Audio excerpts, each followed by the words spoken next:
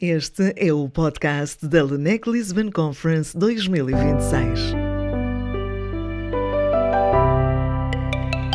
Seja muito bem-vindo ao terceiro episódio do podcast oficial da LENEC Lisbon Conference, a edição de 2026. Este podcast surge com o propósito de dar a conhecer os principais temas, protagonistas e objetivos desta conferência internacional promovida anualmente pelo Laboratório Nacional de Engenharia Civil. E o tema deste ano é as barragens e a transição energética. A conferência realiza-se nos dias 21 e 22 de outubro. Neste terceiro episódio, temos a honra de contar com a presença do engenheiro Luís Capinha, da Iberdrola. Muito obrigada pela sua presença e disponibilidade desde já para estar aqui connosco. Temos assistido a um crescimento da produção solar e eólica, não é? E com isto a energia hidroelétrica tem vindo a assumir um papel cada vez mais importante na flexibilidade e na estabilidade do sistema elétrico e também agora com esta questão dos sistemas reversíveis e de bombagem, que já vamos também a explicar o que são.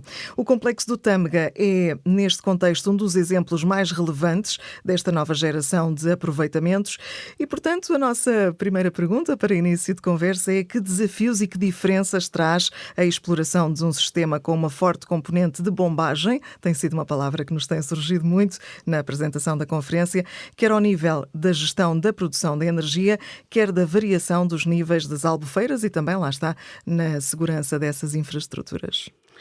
Ok, muito obrigado pelo convite, em meu nome e também em nome da Iberdrola. Muito bem, a bombagem realmente é um tema que está na moda, passou a estar na moda desde alguns anos, com o óbvio objetivo de contribuir para o sistema elétrico. Nós, no caso da Iberdrola, temos no sistema eletroprodutor do Tâmega atualmente uma participação muito significativa com o funcionamento integrado daquelas 3 centrais hidroelétricas e das respectivas albufeiras.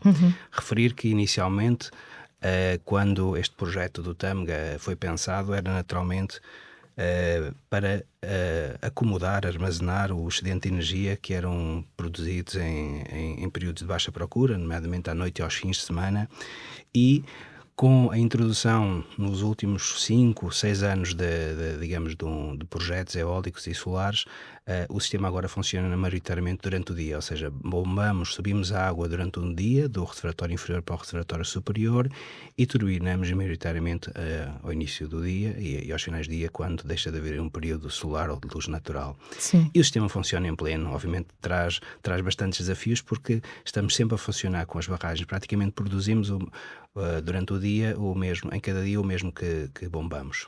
Ok, mas só para tentar perceber um pouco melhor, em que medida é que este sistema é diferente do que existia anteriormente? É muito simples. As centrais mais convencionais eram centrais hidroelétricas que geravam somente energia. Portanto, a máquina funcionava apenas num sentido, o sentido de montante para jusante, em que a água naturalmente ia percorrendo o seu caminho, passando pela máquina. Atualmente, as albufeiras servem de reservatórios. Nós temos obrigações para libertar caudais ecológicos, são obrigações no âmbito da nossa concessão, tal como os demais promotores, com certeza, mas a partir daí, com toda a água que nos chega, portanto com todo o afluente, nós conseguimos armazená-la, guardá-la e com a mesma água produzir ciclos intensos de energia, e quando não estamos a gerar energia, estamos a inverter o sentido do equipamento e a água sobe para albufeiras superiores, neste caso para uma albufeira superior, que é de Gouvães. Portanto, há sempre uma utilização contínua, por assim dizer. Sim. Sim, senhor. E olhando para os próximos, um futuro, vamos dizer, a 10, 20 anos, como é que antecipa a evolução deste mix de produção energética? Qual deverá ser o peso da hídrica face à solar e à eólica nesta estabilidade do sistema, tão desejada estabilidade? Ora, muito bem. É um facto que isto é uma tecnologia que está super madura, a tecnologia hidráulica, não é? Sabemos que temos barragens desde os anos 50, desde os anos 60, no Douro e nos demais rios portugueses. Portanto, é efetivamente Há que aproveitar as oportunidades hidráulicas que ainda existem em alguns aproveitamentos, ou pela construção de novos aproveitamentos, ou pela modernização de alguns existentes, que já não são muitos, mas não é uma tecnologia que terá a mesma expansão como virá a ter a solar ou a eólica, que ainda tem um campo de expansão maior. Sim, Pronto, sim. obviamente que não só está associado a esta disponibilidade hidráulica, que no caso de Portugal já não é muita, mas também está associado a investimentos que são muito mais longos e que requerem períodos de maturação dentro dos promotores bastante maiores e que não são tão rápidos quanto um promotor poder promover e construir um parque eólico ou um parque solar. Sim, sim, sim. É mais, enfim, é um processo mais Seja, demorado. o peso, ainda existe alguma possibilidade de expansão, mas certamente que a solar e a eólica terão uma expansão maior. Pois, é diferente, é um contexto diferente. E quais são as perspectivas da Iberdrola relativamente a estes futuros empreendimentos reversíveis? Pode adiantar-nos? Sim, a Iberdrola tem projetos, tem estudos em Portugal e também em Espanha, vários projetos e vários estudos que estão numa fase de amadurecimento, também de avaliação técnica e até a nível de investimento pela própria empresa, que vão requerer, para avançarem também, que alguma adequação legislativa, quer a nível de Portugal, quer Espanha, possam ser, digamos, definidas. Projetos esses que, no caso do Tâmega em concreto, podem vir a passar por quase a duplicação da nossa atual capacidade instalada. Obviamente, mais uma vez digo, é um projeto longo, que havia ser viabilizado, é um projeto que requer tempo, Sim. mas que são projetos importantíssimos para o nosso sistema elétrico nacional. E recordar que também como estamos no mercado ibérico, no MIBEL, em termos de energia, também o que em Espanha se venha a fazer terá a sua vantagem também para o nosso sistema, porque os preços são mais ou menos iguais a cada dia. E do ponto de vista da legislação, há grandes diferenças entre Portugal e Espanha? A Espanha está mais aberta a esta evolução ou nem por isso? Eu creio que é semelhante, porque no fundo aquilo que é necessário fazer, os caminhos que ainda são necessários fazer, do conhecimento que eu tenho, são caminhos que têm que ter, digamos, um primeiro avanço da própria União Europeia. Portanto, aquilo que venha a ser adotado em Portugal, a Espanha adotará e vice-versa. É a transposição, da legislação europeia. Pois. Mas, acima de tudo, passa para que este tipo de investimentos tenha alguma capacidade de potência instalada garantida, para que os promotores, ao fazerem investimentos, claro, digamos, tenham a sua capacidade de ter o retorno. Em ferramentas digitais, como o BIM e os gêmeos digitais também, que permitem criar modelos virtuais das infraestruturas e acompanhar o comportamento destes ativos quase em tempo real, num apoio à operação, manutenção e tomada de decisão, tudo isto remotamente. De que forma é que estas tecnologias podem constituir suportes efetivos à gestão do sistema hidroelétrico? Não ser só uma tecnologia por existir, mas que traga de facto uma evolução e um aproveitamento significativos. Efetivamente, são ferramentas digitais que, quando bem aproveitadas, têm um potencial fantástico de utilização. Eu creio que atualmente ainda estamos num progresso daquilo que é o meu conhecimento. Ainda não se consegue fazer toda uma gestão apoiada nestas ferramentas. Claro. E ainda há muito do tradicional de sistemas redundantes, com hardwares que possam ter as redundâncias das garantias dos sistemas a ser aplicados, mas é algo que são desafios para a Iberdrola, que estamos justamente a trabalhar nesse sentido, para que próximos projetos tenham o BIM como ferramenta base, não só para o projeto e para a construção, mas para as interseções com os sistemas, digamos, com os projetos auxiliares, com os projetos principais, e que possam depois vir a ser utilizados na fase de exploração. É para isso que estamos com equipas técnicas já a estudar e a tentar que os nossos gabinetes de projetos já venham a utilizar essas novas ferramentas digitais. Exato, no ciclo total. Desde total, a construção até a finalização do processo. Possa vir a herdar essas ferramentas já com toda a base aí definida. Exatamente. E como é que se pode garantir que toda esta informação que é criada em projeto e na construção possa depois vir a ser utilizada numa exploração depois da operação dos ativos?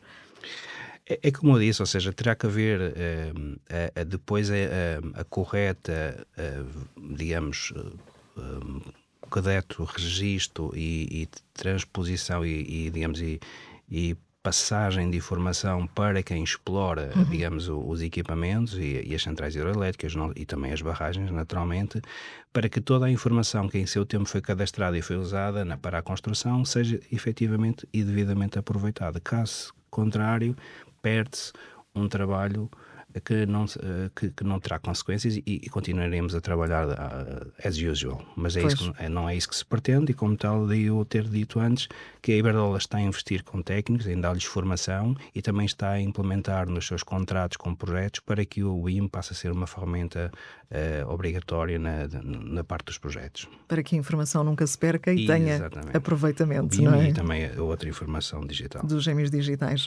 Senhor Engenheiro, quer deixar-nos uma mensagem final para quem começa agora a tomar contacto com a nossa conferência deste ano, com a presença da Iberdrola na nossa LNEC Lisbon Conference? Sim, sem dúvida. E aqui tenho que fazer referência ao tema do ano, que são as barragens e a transição energética. Porque quando pensamos neste tema, e eu em particular que tive a experiência de estar no centro de controle do sistema eletroportor de Tâmega, quando foi o apagão de 28 de abril de 2005. O nosso grande susto. Exatamente, que foi algo inédito para todos nós, pelo menos aqui em Portugal. Percebe-se o quão é importante, digamos, toda esta ligação entre bons projetos, controle, segurança e realmente toda a questão tecnológica associada. E então é importante que todas estas capacidades que já temos instaladas e aquelas que possam vir ser construídas nos próximos anos, ou sejam ainda em tempo útil, para que a gente se mantenha num crescimento contínuo e bom e persistente, que nos permite ter atualmente, como estamos a ter, as centrais com esta necessidade e com esta eficiência. E também é importante que onde já não existe potencial para instalar novos empreendimentos, que haja a capacidade dos promotores terem o apoio para poderem modernizar as suas instalações, podendo, onde possível, quer hidraulicamente, quer tecnicamente, quer a nível económico, viavelmente, substituir máquinas tradicionais de geração por sistemas reversíveis. Claro, que acabará com certeza por ser mais simples do que fazer empreendimentos de raiz, não é? E mais rápido, sem dúvida. Claro que sim.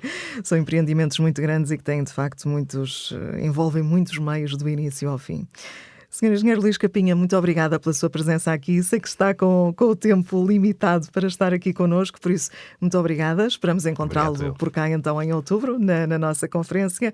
Assim que nos está a ouvir, fica o convite de nos acompanhar nesta nova série de episódios, onde vamos, ao longo das próximas semanas, dar voz aos protagonistas da LNEC Lisbon Conference 2026. Aprofundamos os temas e os desafios que vão marcar esta edição. Subscreva o podcast nas plataformas habituais e fique atento aos próximos episódios. Até breve.